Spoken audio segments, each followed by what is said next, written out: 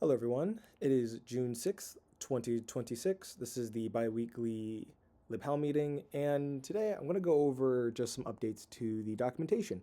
I'm going to be spending the next probably week or two, along with doing some other work, some other cool things, just going through the documentation and trying to improve it. I think that it's gotten very old. It's gotten very in the past, and I decided I just want to kind of move it towards where libhal v5 is. It's also a lot of the things we're gonna do in v5 are things that like I might bring into v4, so I'll go over that stuff. But rather than trying to like just talk about what it was and what the deltas are, I'm just gonna go over a couple of the things. So one of the first ones is the design philosophy. I think I kind of retuned up some of the words here, but I'm just gonna go over these pretty quickly. Oh, and then actually just to kind of go over what we're gonna go over today. Design philosophy, organization, style guide, and I have a new version of the fundamentals of libhal that I want to go over. And then it's dual, but um, in the contributor side of things. Yeah, we'll get into that in a little bit.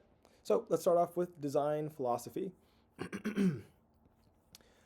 Same priority number one, which is being multi-targeted. I'm going to be changing the name. I think I used to say targeted or targets for things, which is how LLVM kind of calls things. But I think everyone really dislikes the term platform, so we're going to stick with just platform. Mac OS is a platform. STM F103 or the F1 series from STM32, that would be another platform. Architectures also kind of fit in that same realm as well.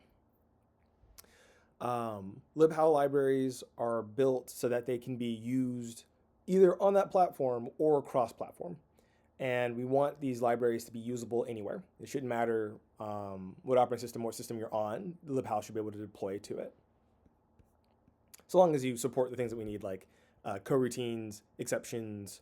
I think those are really just the only two things that you really need support for. General, I want libhal to be something that is basically usable. Like the interfaces themselves should be general. There shouldn't be anything that like is very specific to a specific target. No POSIX related things should be going into libhal unless it's general enough. No such constraints, at least. I guess except for like we use the standard error code value, which comes from POSIX. But that's like one example. Another one would be trying to model GPIO the way that the LPC family of chips do it. It might fit, but there might be extra things in there that don't really make sense. So we want our APIs and our interfaces to be very general.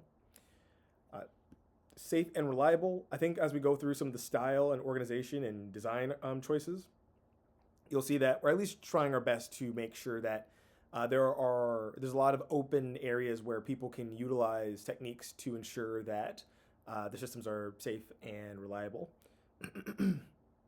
Now, getting to any of these certifications is going to be kind of a long way out, and to some degree, you have to write your code with them intended the entire time. But I think there's certain things like exceptions that we're using that they might not be as cool with until we prove out all the technology and how it works. Tested and testable. I try to make sure that we have a platform that makes it reasonable to write tests for your code. When it comes to purely software things, I think that libhal does a decent job of making sure we have decent code coverage. Not real code coverage, but just, a good amount of our code covers the code that we're interacting with. But I do not like writing software in order to simulate interacting with hardware. We always make mistakes, we always make bad assumptions. So I'm really hoping that sometime in the future, the team will have more time to work on hardware in the loop testing as infrastructure for all of libhal and its different drivers and devices. Fast builds. This used to talk about headers and things like that. Now with v5, libhal will be moving over to, we'll still stick with pre-built binaries. It's going to make our lives a lot faster when it comes to our builds. We're also utilizing modules. Now I don't put them directly out here saying that they will give us fast builds. The builds have been perfectly fine for me. I haven't noticed any like dramatic time increases when it comes to modules. I guess we're going to find that out when I move my code over to libhal ARM MCU. But to be fair, I I actually do expect applications to build relatively fast. I think that all of our modules themselves might take some time, but I think we're not going to have bad times in terms of. I think modules will give us either normal or slightly better improvement in terms of our performance, in terms of our builds. But yeah, but also we're making a lot of decisions that really make all of our interface control units as bare bones and as small as possible, which I think is going to dramatically improve our build times. Portable. I know this thing sounds very close to multi-targeted, but this is mostly just kind of saying that, like, no platform-specific behavior code may appear outside of platform libraries. This is kind of really solidifying the idea that all the code should be portable. It should be able to run on anything, and most aspects of the code should be usable anywhere. There's always edge cases for these, but in general. Explicit over implicit. This has to do with like allocators and how we exchange resources to things. Rather than having some sort of some sort of framework where you have global APIs that you set up and then kind of go from there, you have to kind of know about that state. You write it out directly in your code. Like, here are my objects, here's what I'm allocating, here's what I'm doing, and then you build all your things from there.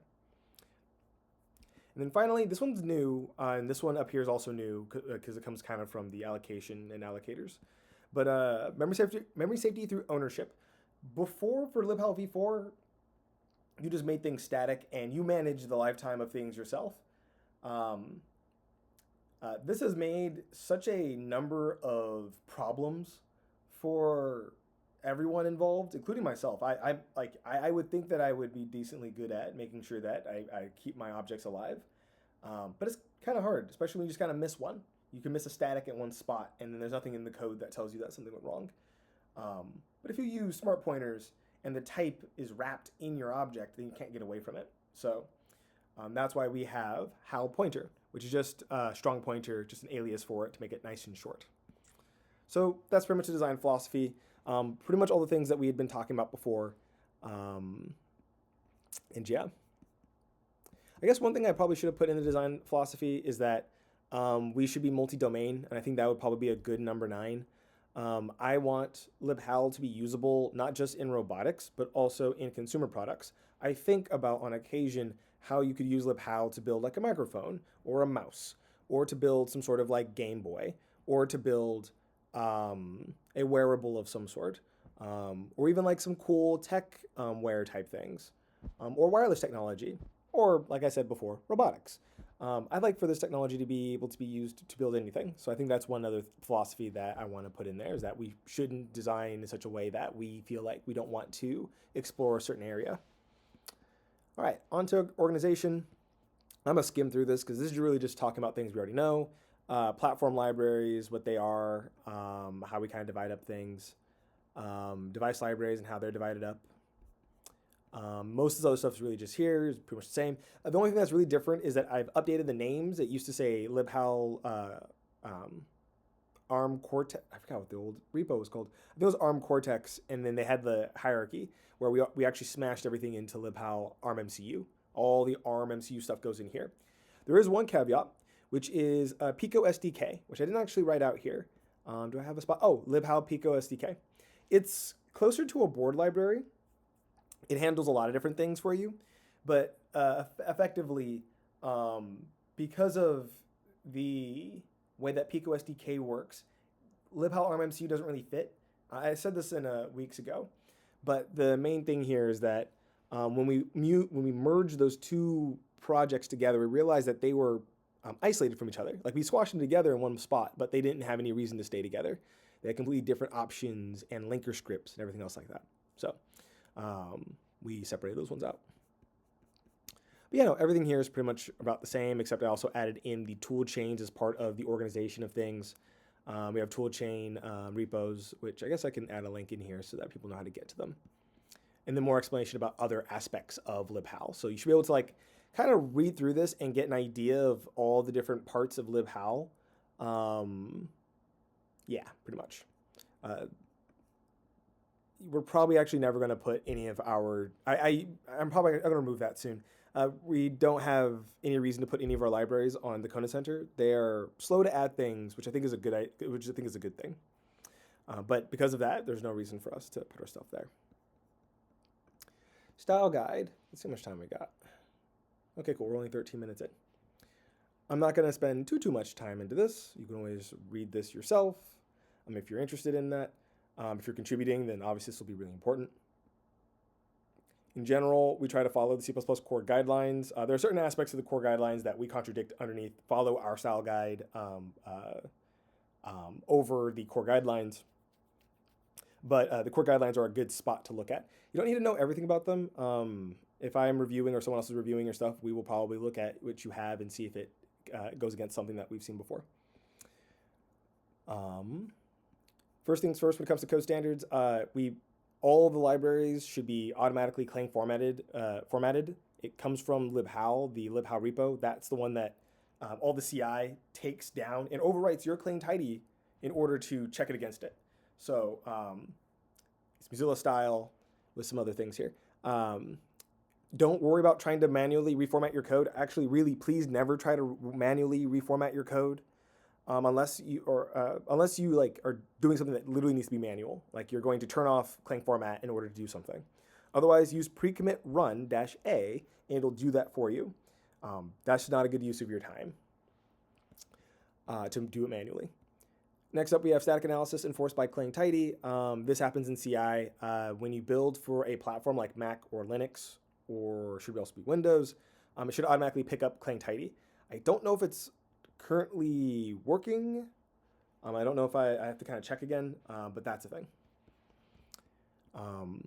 Oh, and if you ever need to turn off something, like let's say you name something, but the Clang tidy is yelling at you, you can do no lint, then the thing that you're trying to disable, and then a comment explaining why you want to disable it. Naming convention. Nothing's really changed here. So this is all the same stuff. We have p underscore snake case for function parameters, m underscore for member variables. Then everything's mostly just snake case. Same discipline when it comes to abbreviations. When things can be more clear when they're spelled out, make them clear. If they are hardware terms that everyone knows more than the actual term, then you should use the hardware term. Not everyone knows that DMA stands for direct memory access, but they know what it does. Same thing with I2C, inter-integrated communication or control, I forget. So moving on. Oh, but register names should actually be identical to what they are in the registers, purely because it makes it easier to cross-reference things. And then you should add them all into your cspell JSON.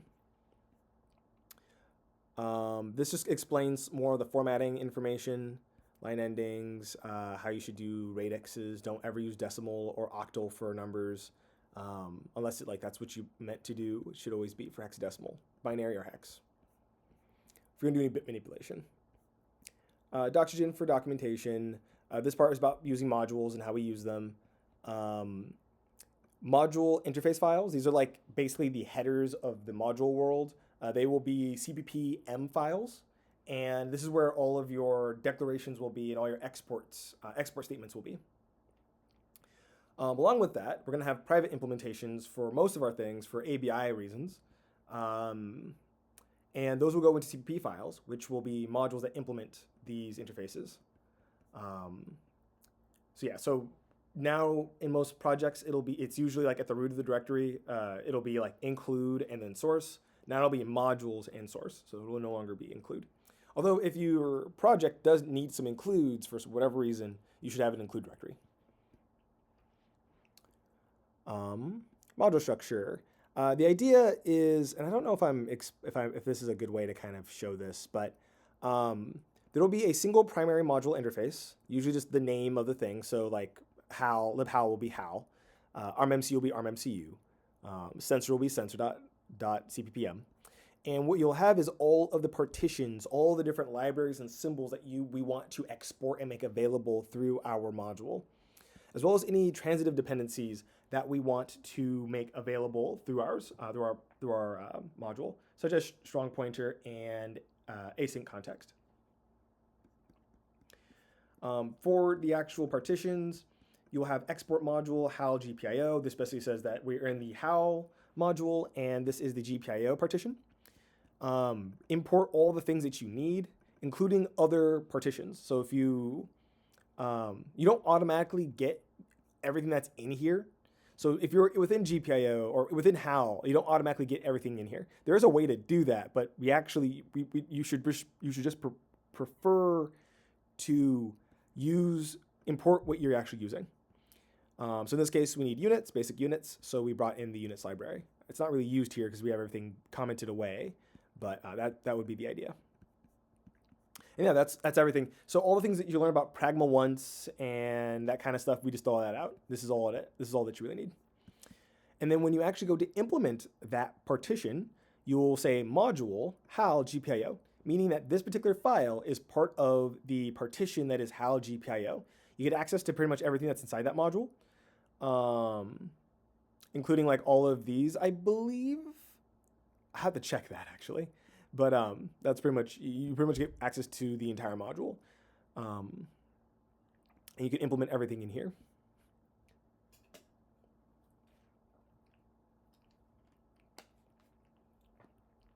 One thing that's not mentioned, and this is like the standard way of doing things, you can also have like within your source directory other interface files, just that you use like internal headers basically. Exporting declarations. So when you want to like make a API available, you put export in front of it. You can export an entire namespace, and I think that's good in a lot of cases. I can think of a lot of great cases where that could be useful. But in this case, we might have some internal helpers that we decided to put into the interface file because it needs to be there. But we don't want to expose it, and we don't want other people depending on it. So make sure to put export on each item that you want to export. This is just to reduce the amount of how much our public API gets sprawled out. Because anytime we export something and make it available, if someone depends on it and we remove it for some reason, that would break their build. That is a API break. If you have headers, which you're going to have headers if you're using the standard library at the moment, you need to use a thing called a global module fragment. And that just means that at the top of your file, you put module, semicolon, put all your includes, and then you put in export module if you're making a partition. And then, yeah, just never do that. At the moment, we can't use import std just because I believe I was having issues with it on LLVM 20. I have GCC 15 available, but I have to do some work to get that to work. Anyway, we're not using it yet. I plan to use it in the future once we've upgraded some of our compilers. These other items in here, actually, I guess they're useful to talk about. We use inline namespaces for ABI reasons. This will allow us to effectively intermix HAL v6 and HAL v5 stuff into the future because they will have separate names internally due to the inline namespace v5. This just shows you how to register modules as CMake, not super important. Bit manipulation just talks about when and why you should use bit manipulation. I recommend if you are a contributor and you've been using these APIs, I recommend kind of going through this again. I made some changes just to kind of discuss and describe when you would use bit modify and bit extract. I also want to make it clear that you can definitely use native shift and or concatenation and very basic and operations. Like you can do bit manipulation yourself if you like. I just think that the moment you get into a situation where you're doing something like this, where you have to insert some bits into a weird spot within a register and clear and set other bits, once you're doing multiple of these at once, like this example here, don't do this. That's awful. That's a bad time. Just do this. So use whatever seems to be the easiest at the moment. I have information about how this is a style for how you declare things inside your class, types, factory function. We will have factory functions now going forward. I know I've been wishy-washy on this. The beginning a while back, we did create for everything. Then I moved to just using constructors and acquire functions, and now I'm back to this. Then your constructors for most of your objects should basically be impossible to actually use. So that's why we have this thing called private key here. I'll talk about it a little later, although this is missing something up here to make this available. Destructor, member functions, and any member data that you have. And then I guess I forgot to kind of include this, but in here would be any private virtual functions that you're defining. Um, Storing dependencies. So if you're ever going to, if you have a driver that has a dependency on some other driver, like you need I2C, do not store it as a pointer. Do not store it as a reference. Store it as a HAL pointer. We used to store these as pointers, and that allowed our drivers to be movable, which is something that I decided I wanted. Um, References prevent you from being able to do moves. You can't modify the reference itself. It basically just can only be a copy. But it basically makes things weird.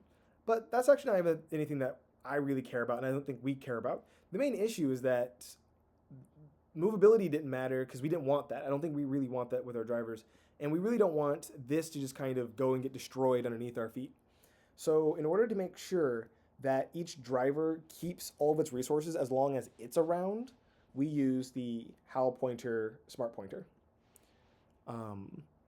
And if it's your first time hearing about HAL pointer, or actually everyone's first time hearing about HAL pointer, if you're first time hearing about strong pointer, it is a non-null smart pointer like shared pointer with a fixed allocator, so it doesn't pay for the cost of an allocator type like type erasing it. It just uses polymorphic allocator.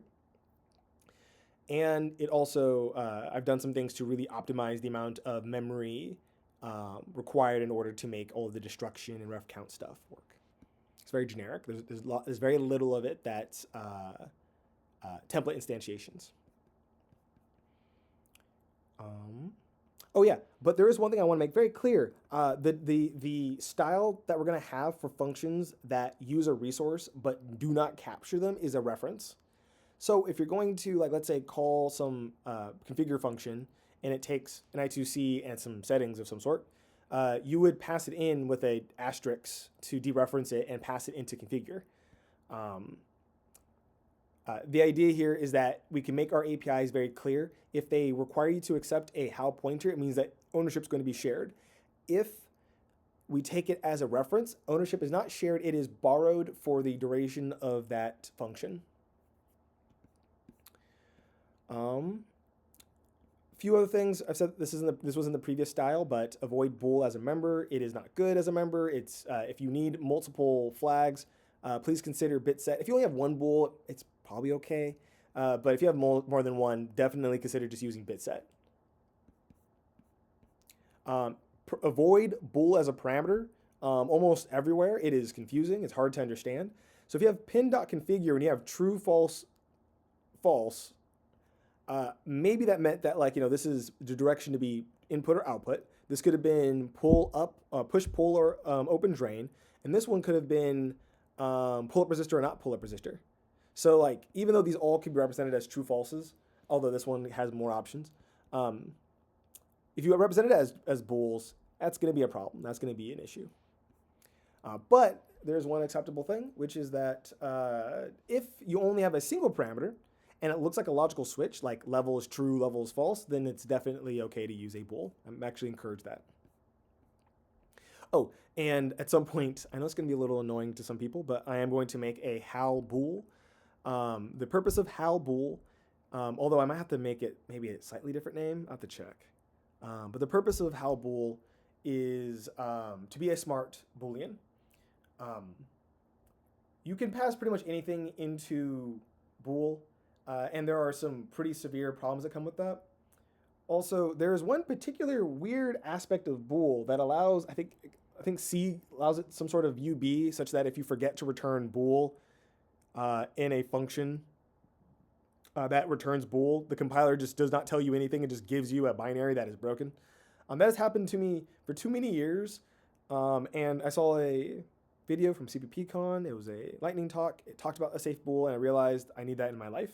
So at some point we will have a safe bool. Next up we have no discard. Just any function that returns something that's useful and should not be discarded should have no discard at the end of it. And then obviously don't put it in places that it should not be. Avoid macros, especially when they're things that can be done with constexpr. Don't do any sort of mathematics or yeah, if you do any sort of algorithmic work in macros, please just remove that and move to const expr. At some point, we'll have reflection that won't do everything we need, but it'll get us pretty far. Never include IO stream. It basically it might actually be at 80K now in terms of penalty, but when I first tried this years ago with I think GCC 12 or 11, it was like 150 kilobytes worth of binary size penalty. So just avoid these in any library. You can bring in print line. Actually, sorry, you can't even use logs in general, so it doesn't really matter. But if we were to use something, it would probably be standard print. For any sort of allocations, they need to happen at construction, and there should be no use of delete outside of destroying objects. But also in general, you should not be using the raw heap allocation from new, delete, malloc, or free. We don't use the global allocator. We give all developers a choice on what allocator they'd like to use. In most cases, they're just going to give a block of memory, and then we allocate everything on that. But in some cases, like I have some cases where I would like to have an allocator for a separate region of RAM that is tightly coupled to the rest of my peripherals so that DMA can be more efficient. And then the normal stack memory that I use for everything else can be used for all my computation. Oh yeah, avoid set atomic in device drivers just because although I'm going to try pretty hard to make sure that we have support for atomic on all of our platforms because we're going to need it for strong pointer. In general, you want to try to avoid it. And in general, for the async model that we're going to be using, you're probably going to want to use the async mutex. Do know, I think I had a student bring this up. They were very concerned about the word mutex. Maybe I'll change the name. But this is a very, very cheap operation. It is akin to assigning an enumeration to a byte enumeration to a value, and basically calling a callback. But the callback is the one that you get to choose for it. So very cheap operation here. Avoid thread. We don't currently support thread. At some point, we will support thread.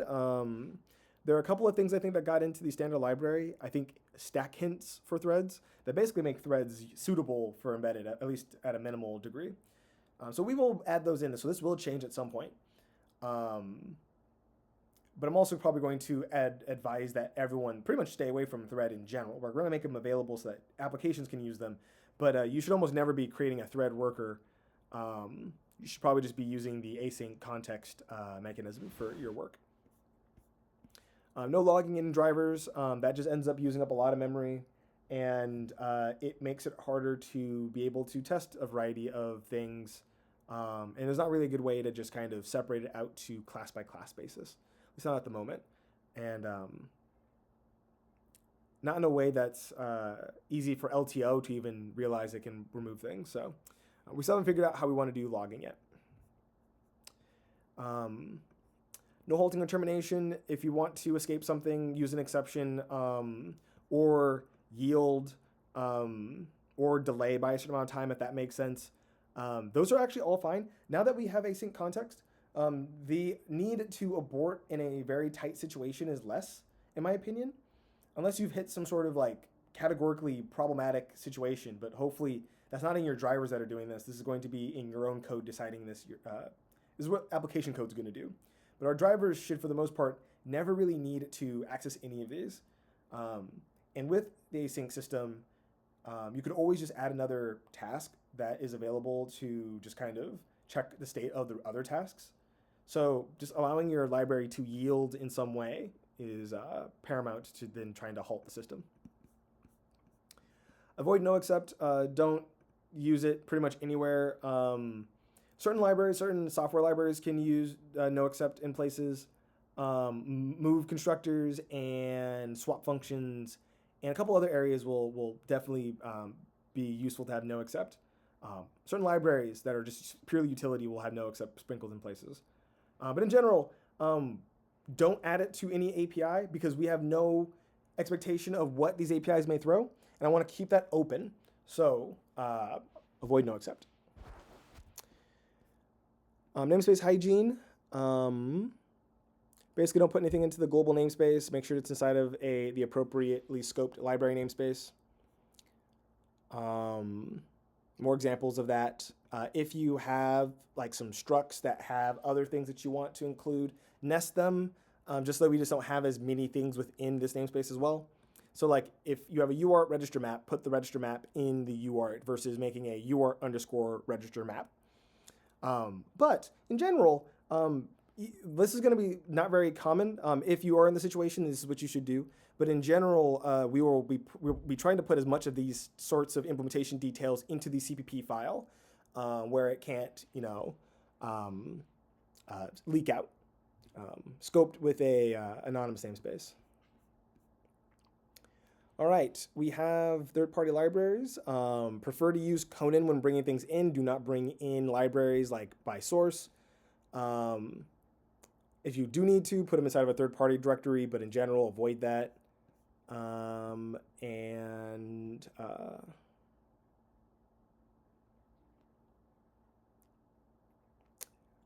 trying to think of. I remember reading through this one. Oh, I have a little typo here. Did I need to remove this? I remember what this is. Basically, whenever we bring in a third-party library, especially if it's going to be used with one of the libhal libraries, there are a couple things that need to be figured out. One, it cannot allocate after construction or after a certain point. It cannot internally make calls to platform-specific APIs like read, open, write, POSIX APIs, Windows APIs. And it cannot contain architecture-specific intrinsics. If it does some work to like erase that in general on systems where it does not happen, that's fine. So that's excusable. But if it's raw and we'd have to modify the code to make that change, we probably will try to avoid that particular thing, or try to contribute back and then fix it. And there's a couple exceptions to this. FreeRTOS obviously has things that are very specific to the stuff up here. If you're on these platforms, you're allowed to call platform-specific APIs. And then exception handling and runtime, those are platform-specific, but that's fine. So this is not 100% for everything. And then this last part is about headers, and we're going to ignore it for the most part. And then I also have a section about memory mapped I/O, but this is also something that's not super important. This is mostly just about volatile keyword. This should say HAL U32. I should change that. This is probably an old holdover from where I got this code from. Yeah, that's what it looks like. But yeah, we'll skip over this. Let's go to, I think I didn't change much in interface. Yeah, this is still old. I'm gonna go over to driver architecture. The only one that I've really updated here, I think everything else is empty. That's empty, that's empty, that's empty, that's empty. This spot here.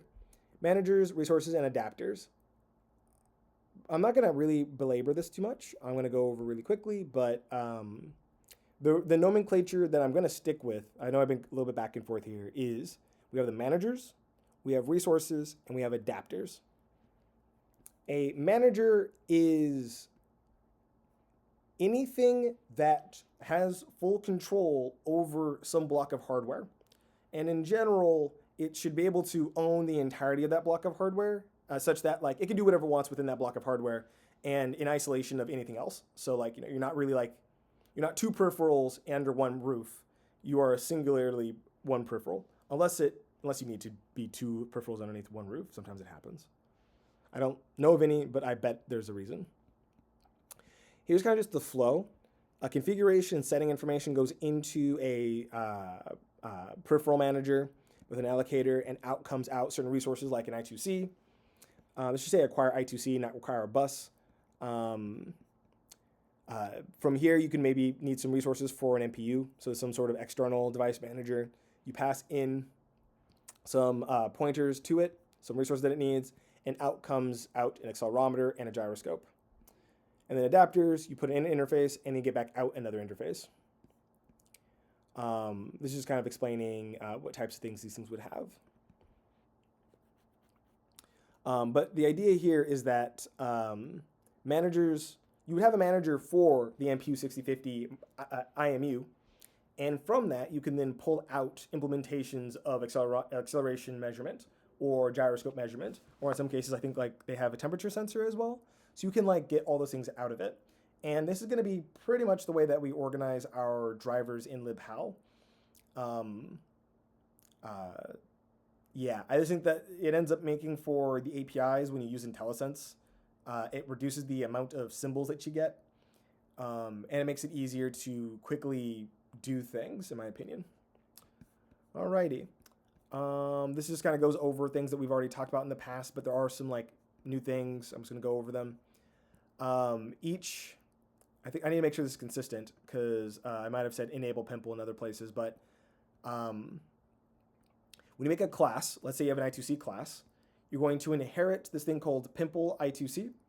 Not all drivers, if someone makes their own libhal implementation for one of the interfaces, they can do whatever they want. But for our drivers, each one of them will use the pimple utility or mixin. This is where you'll need to define a structure called impl, and in your implementation file, you will define what's contained inside of it.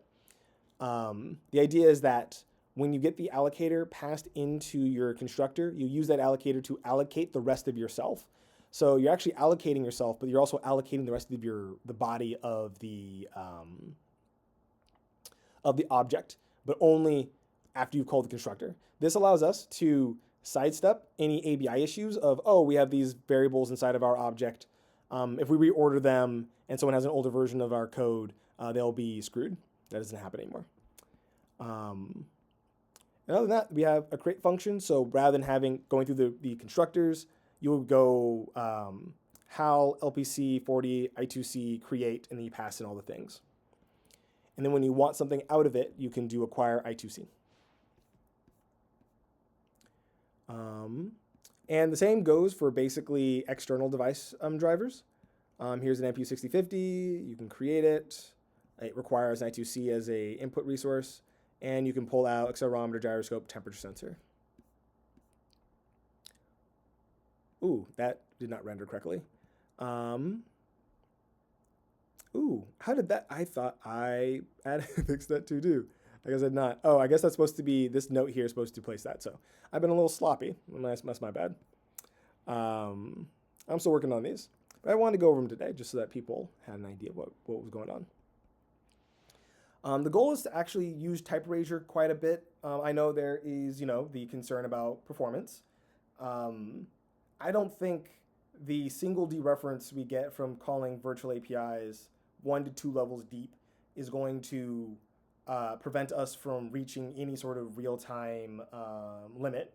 I don't think that we would get that. If we're gonna be failing that real-time limit, I don't think that if we had somehow moved over to completely static everything, that we would actually achieve it. But I think that's something that I want to look into in the future. I want to see if when we get to the edge of performance, what's going to happen there.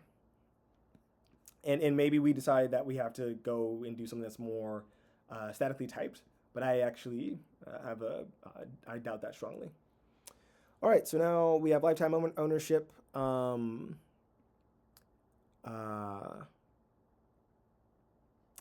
Basically, this is just explaining the fact that managers, and maybe I should call this out a little bit better. I probably should have an example here, but managers should basically give a reference of themselves to their children, to their implementations.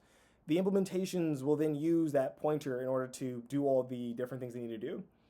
So if you make any private functions for your class that you want to make sure that your other code can access, they can do it that way. If you make these yeah, that's pretty much that. There are some other exceptions. Even though I say type erasure should be used everywhere, if you really want to return back a type, that is allowed. But you really want to try to avoid that because you end up bringing in and exposing more implementation detail in places. And you can also do arrays, which is helpful if you can't not return everything at once. We have adapters. They're basically what you'd expect. Although I think this I2C soft, this is pretty much looks like what we'd make. You give it a couple pins and out comes an I2C. In this case, this thing is a implementation directly. and adapters are allowed to implement an interface directly because they usually are just that thing. They're not managing multiple things. They are implementing a very specific thing. Naming convention hasn't changed much, but I just want to highlight the fact that I want to make sure that for V5 we give names that are closer to what you see inside the datasheet, just so that it's easier for individuals to understand what's what. In general, most of that has been kept.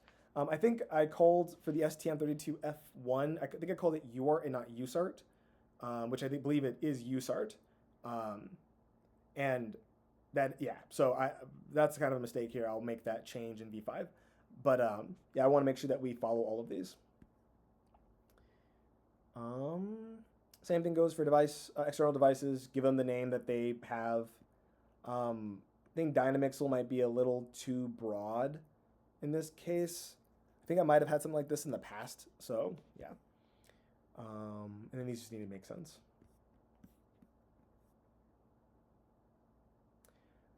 And I think this is not gonna, oh yeah, this needs to change. These are old.